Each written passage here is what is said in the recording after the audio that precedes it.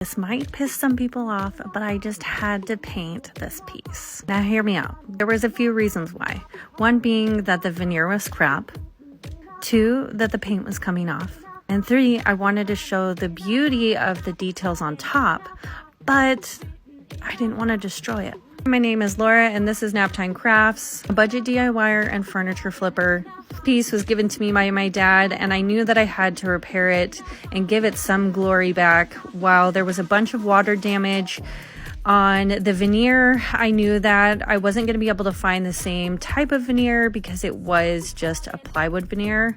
Went through, scuff sanded everything to get off the debris of the old paint, as well as removing some of the veneer using a steam method in order to give us a smooth surface to work on when we get started painting. After a light sanding, I went in with my primer coat. I did about 2 layers in order to give it a good solid base and create that maximum coverage that we needed.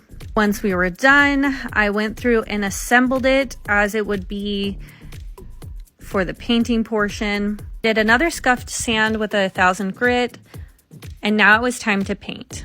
We did about 2 coats on the entire piece, and I just love this color because it's very adaptable and it will kind of go with anything.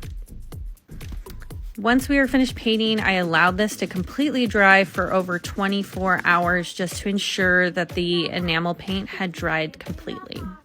The last step in this is to add a polyacrylic finish.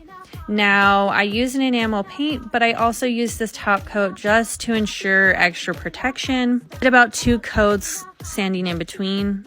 And just like that, we have a beautiful bed, and I'm so excited to put this in my little one's room when they are old enough.